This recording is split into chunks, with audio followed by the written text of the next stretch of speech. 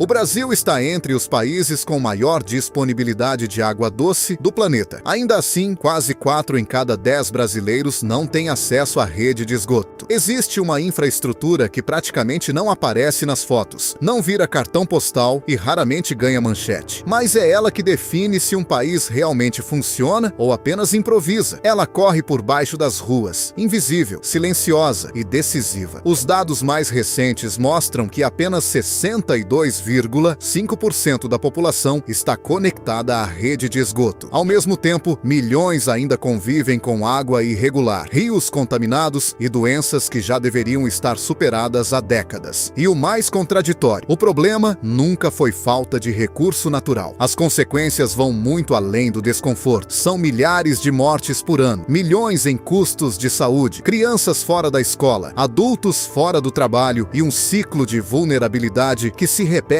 geração após geração. Enquanto isso, bilhões poderiam ser economizados e gerados se o básico estivesse resolvido. Como um país tão rico em água ainda convive com esgoto a céu aberto? Por que o retorno social e econômico é tão evidente, mas isso nunca chegou para todo mundo? Como decisões tomadas décadas atrás moldaram o cenário atual? Antes de responder, precisamos voltar um pouco na história. E no fim das contas, será que o Brasil decidiu começar o desenvolvimento pelo que realmente importa?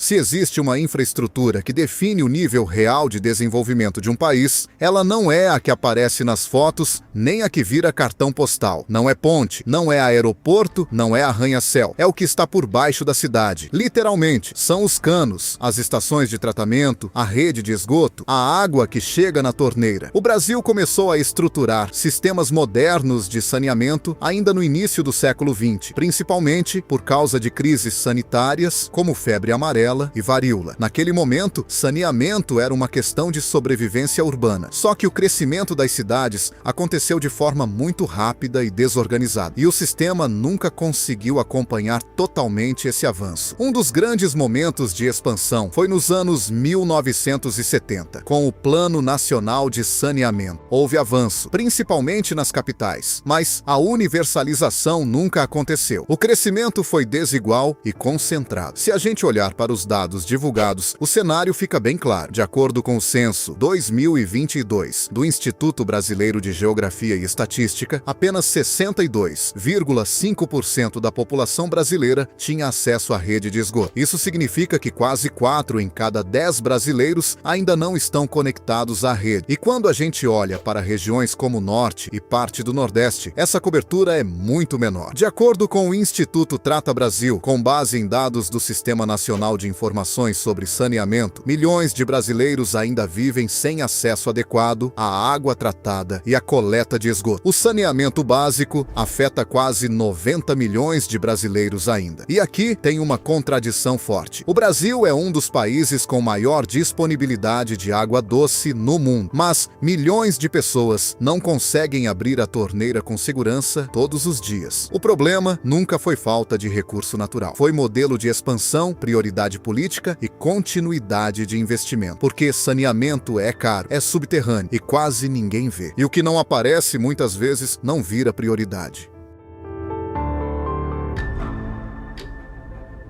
Agora vamos falar de impacto real, porque saneamento não é só infraestrutura técnica. Ele interfere diretamente na saúde, na renda, na produtividade e na desigualdade. Segundo dados citados em audiência pública no Senado Federal, mais de 11 mil pessoas morrem por ano no Brasil, em decorrência de doenças associadas à falta de saneamento básico. E quando a gente olha para crianças, o impacto é ainda mais evidente. Relatórios do Instituto Multidisciplinar para o Desenvolvimento Social mostram que milhares de internações infantis por ano estão ligadas a doenças de veiculação hídrica, como diarreias infecciosas. Agora pensa no efeito em cadeia. Uma criança doente falta à escola. Um adulto doente falta ao trabalho. A família perde renda. O sistema público de saúde fica sobrecarregado. E o ciclo de vulnerabilidade se repete. Além disso, ainda existe o impacto ambiental. Milhões de litros de esgoto são despejados gerados diariamente em rios sem tratamento adequado. O próprio levantamento aponta que grande parte do esgoto gerado no país ainda não recebe tratamento antes de ser devolvido à natureza. Isso contamina rios, afeta a pesca, compromete o abastecimento de água e prejudica o turismo em várias regiões. Um estudo do Instituto Trata Brasil sobre os impactos da expansão do saneamento mostra que ampliar o acesso à água tratada e à coleta de esgoto em todo o país poderia gerar milhões de reais em benefícios econômicos ao longo de décadas, considerando redução de gastos com saúde e aumento de produtividade. Ou seja, não se trata apenas de gastar mais, trata-se de investir melhor, porque quando uma população adoece menos, trabalha mais e falta menos à escola, o efeito se espalha pela economia inteira. E aí entra um ponto ainda mais delicado. Quem mais sofre com a ausência de saneamento não é a média da população, são justamente os mais vulneráveis. E aí aparece um ponto mais sensível ainda. A falta de saneamento não atinge todo mundo da mesma forma. Quem sente o impacto mais pesado são justamente as populações mais vulneráveis. Na prática, isso significa que o saneamento acaba funcionando como um divisor invisível. Ele separa quem vive em áreas estruturadas de quem convive diariamente, com esgoto a céu aberto, água irregular e risco constante de doença. Então, a pergunta que fica é simples. Se o retorno social e econômico é tão claro, por que o básico ainda não chegou para todos?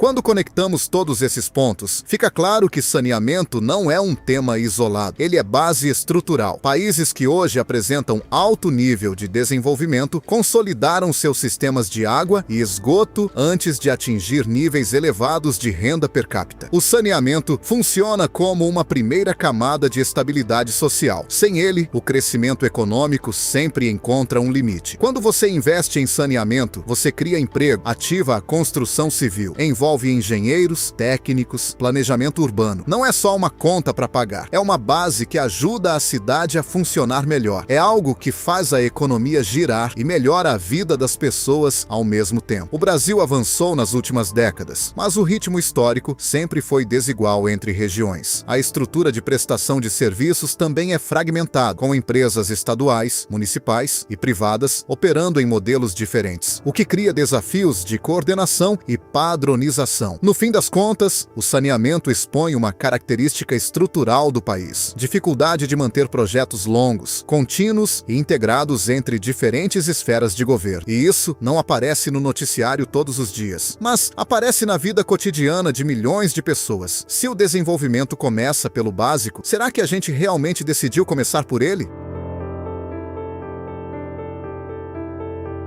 Saneamento básico quase nunca vira manchete. Não rende debate acalorado, não ocupa horas de televisão e dificilmente vira promessa empolgante de campanha. Mas ele é o que separa um país que funciona de um país que improvisa. Hoje, milhões de brasileiros ainda vivem sem acesso regular à água tratada e à coleta de esgoto. Isso não é segredo. Os dados são públicos. Os relatórios estão disponíveis. Não é que o problema seja desconhecido. Ele é de conhecimento geral. O que falta é transformar esse diagnóstico antigo em mudança consistente, que atravesse governos e realmente altere a rotina das pessoas. Um país pode crescer, pode exportar, pode inovar, pode bater recorde de produto interno bruto. Mas, se o básico não acompanha, esse crescimento tem teto. Ele parece grande nos números, mas frágil na prática. Porque, no fim das contas, desenvolvimento não é só gráfico subindo, não é só indicador melhorando. Isso é importante, claro. Mas o impacto real aparece nas coisas simples do dia a dia. Aparece quando não tem mais esgoto correndo na rua, quando a água que sai da torneira não gera desconfiança, quando a família não precisa gastar o que não tem, tentando resolver um problema que deveria ser básico. O ponto não é saber se o Brasil pode crescer. Ele pode. A pergunta é: que tipo de país está sendo construído quando o crescimento acontece sem resolver o que deveria ser fundamental? Se esse vídeo trouxe clareza sobre esse paradoxo, inscreva-se no Plano Paralelo. Nos vemos no próximo vídeo.